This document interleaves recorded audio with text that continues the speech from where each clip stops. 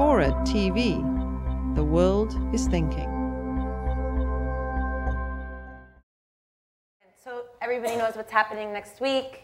AIPAC is convening its annual conference. Bibi is coming to address a joint house of Congress. And this has become regular play. What's really striking about this type of this political program to collapse the criticism of Israel with a bigotry that we all universally condemn, whether it's anti-Jewishness or anti-Islam in the form of Islamophobia or racism against black folks and so on and so forth. But the idea that there's a political project that works to collapse the legitimate criticism of states, which is what we're all supposed to do. It's a responsibility to do, and it's what the tools of international law, allow us to do, to collapse that with bigotry. And I think that part of the problem, or the biggest part of the problem, is not that the collapse is happening, but that the space that would normally be afforded for academic critique, for example, for open discussion about why this is or this isn't a good idea, has been precluded. It's become taboo. And so Tony Kushner is one example of many examples of academics like Norman Finkelstein, who have been denied tenure for being critical, or of organizations like San Francisco Women Against Rape, who literally lost their funding from the city of San Francisco because in their mission statement, where they condemned all forms of sexism and racism and homophobia, they included Zionism. And so the Zionist communities in San Francisco convinced the San Francisco City Council to defund them. And this continues so on and so forth. It affects, I'm sure it affects you in your daily life. And so, but there's a difference when that happens just in the form of communities and when that happens on an institutional level.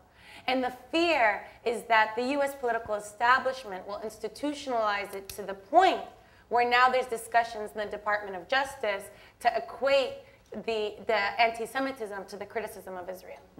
And these are things that affect us not only in regards to this conflict, but our civil liberties in general.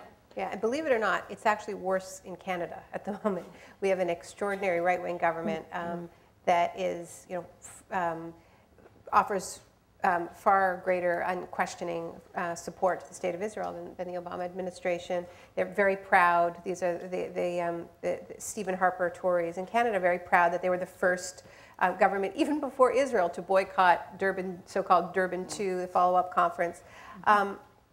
And they convened, as I'm sure you know, this parliamentary committee on what they called the new anti-Semitism. And it was explicitly with the mandate to redefine what anti-Semitism is, to include the delegitimization of a state, the so-called delegitimization of a state. And it really is about the boycott strategy. It's about, they are obsessed with Israeli Apartheid Week, with using the word apartheid. They are so afraid. And by the way, this is exactly why they went after Durban, because at the first Durban conference, there was a very articulated discussion about what was called the South Africa model. It was discussed at the Anti-Racism Summit in 2001 that ended on September the 9th, 2001. So if you didn't hear about it, that's why.